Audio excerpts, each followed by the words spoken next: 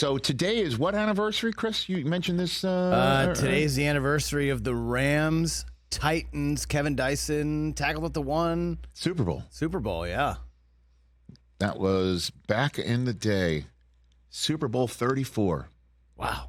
Super Bowl 58 is coming up. Almost a quarter century ago. Wow. That's nutty. I was a sophomore in college. So that brings all of us to convene for another top five. Top five greatest Super Bowl finishes of all time. Hit it. High five. 1, 2, 3, 4, 5. Rich's Top 5. All right, here we go. Give me some music and a top five list. Woo. Going down memory lane today. Unfortunately for Buffalo Bills, what was old was new again. Number 5 is Wide Right. Oh, Rich. I'm sorry. Super Bowl 25 in the old sombrero. And this was unbelievable. 20-19 New York Football Giants. The Bills drove 8 plays and 61 yards. Thurman Thomas got most of them. He had 190 all-purpose yards on that night. He was spectacular to set up Scott Norwood from 47 yards away, his longest ever attempt on grass. And Frank Reich was holding. And Scott Norwood, as we all know, with 8 seconds left, shoves it right. First ever Super Bowl in which the winner and loser was going to be decided by a field goal. That one. And it turned out to be a Giants victory and Bill Parcells' final game as head coach of the New York Giants. Number 5 on that list. Number 4 on the list, Super Bowl 23. Joe Montana's classic final drive. An 11-play 92-yard, 2-minute and 46-second drive. Wow. The game's most valuable player, Jerry Rice, caught 3 of his 11 catches on this final drive that began with Montana huddling up and noticing that John Candy was in the crowd. And Harris Barton couldn't believe it. And he's like, what are you talking about? And Montana was Joe Cool. And Jerry Rice, the game's MVP, was a decoy on the 10-yarder to John Taylor to win the game. Charles Haley, with a sack of Boomer Esiason in the few seconds left, nailed the door shut. That finish, Super Bowl 23, was Bill Walsh's final game as head coach of the San Francisco 49ers. Number 3 on this list, Super Bowl 43. I was on the field, coming down the elevator from the press box area where we were convened, the we being me, Marshall Falk, Mariucci, Dion. We were all coming out of the elevator and then through the tunnel out on the field to do NFL Game Day Final, the post-game show on the field. We were walking out on the field to get ready for that, and Larry Fitzgerald was coming untouched up the middle of the field into the end zone that we were standing in. And we were like, what the hell just happened? Larry Fitzgerald scored his second touchdown of the fourth quarter, a 64-yarder with 2:37 to go to put the Cardinals up in a game in which, as we all know, a pick six ended the first half to put the Steelers up by 10 in this game with James Harrison. And that's when Big Ben went to work with Santonio Holmes.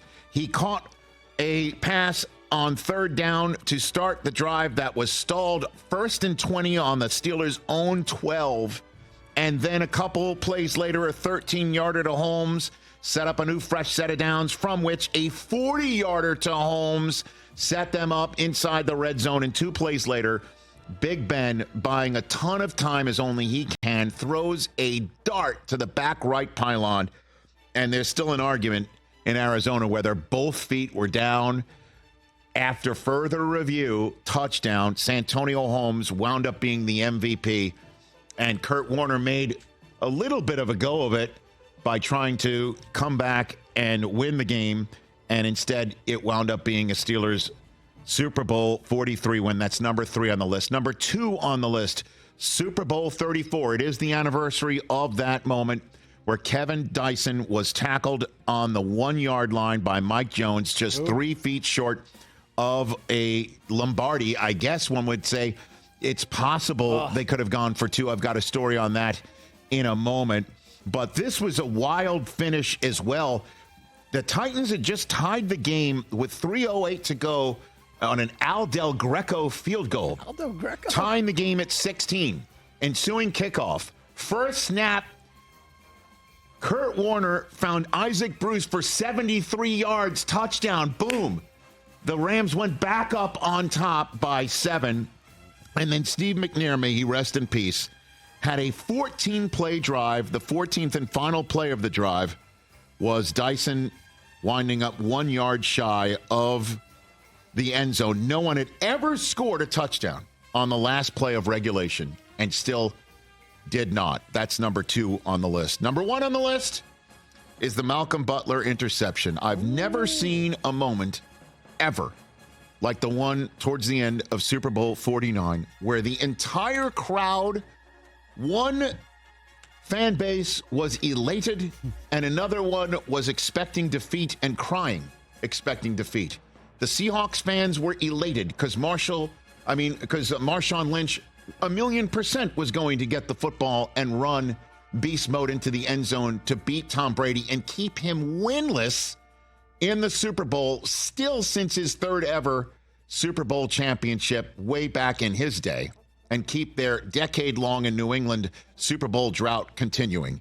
And they were excited, ready to repeat as champions for the first time since the 03-04 Patriots, and the Patriots fans were expecting bitter defeat despite being up. And I've never seen one snap of the football make people switch emotions It was nuts. in my entire life.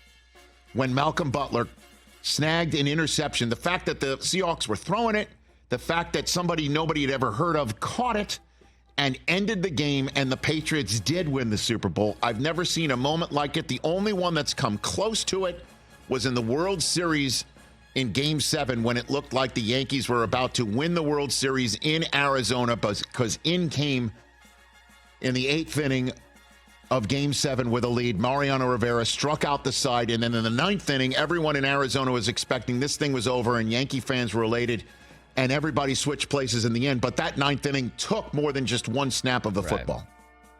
Took longer than that. That's number 1 on this list. I've never seen anything like it in my entire life, and that's my time. One more? Okay. All right, we'll get one more. One more is the David Tyree catch. And I know it didn't end the game because Eli still had to find Plexico Burress in the end zone wide open, and he did. And there was still a little bit of time for Tom Brady and the Patriots to come back. But I've never seen anything like this either in my entire life. And it was a remarkable finish and a wild way for New England to lose its first game of the year and ruin the first ever perfect season. And Rodney Harrison, who may hear his name for the Hall in just a couple of Thursdays right now, on this play, and Tyree, who no one again had ever heard of, pretty much. How does he keep that ball pinned to his helmet? I will never, ever know. And that led to one of the most fantastic finishes in Super Bowl history right there. And just if you can take the music down, just a couple of nuggets before we get to Brian Balding, and we'll go to break here. You can take the music down. So of these plays, 4 of the 5 called by Al Michaels. The only one that wasn't was the Joe Montana Classic final drive called by the great Dick Enberg.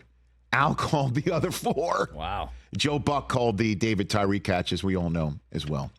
And then, just on this anniversary of the Titans almost scoring with no time left and having an opportunity to go for 2 and win, I was at the old ESPN Boardwalk restaurant zone, whatever they want to call it, in Orlando, Florida, at Disney World the year before, watching Green Bay play Denver.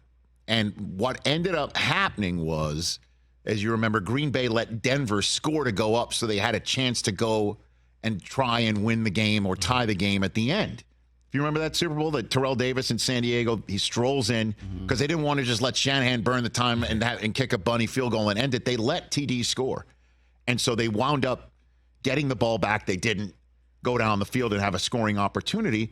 But I was sitting there with Leonard Marshall, former Giant, who was out there to meet and greet people, and a coach who is from the NFL, who is sitting there, and we were asking the coach, hey, is it possible if Green Bay goes down the field and scores a touchdown that Mike Holmgren would go for 2 and win it rather than force overtime? And he looked at us like we had 15 heads. Are you dumb? Of course he's going to kick the extra point. Of course you play for overtime. This is the Super Bowl. You're not just going for a 2-point conversion to win it with no time left. And so his name was Jeff Fisher of the Tennessee Titans. 1 year later, he's driving down the field on this day, all those years ago. And I'm at a Super Bowl party in New York City, and somebody's like, if the Titans score, would they go for 2? And I'm like, I know for a fact they will kick the extra point. And they're like, how do you know? Told the story. And sure enough, we still, just like on that day in San Diego between Green Bay and Denver, we didn't find out. God, I love the Super Bowl.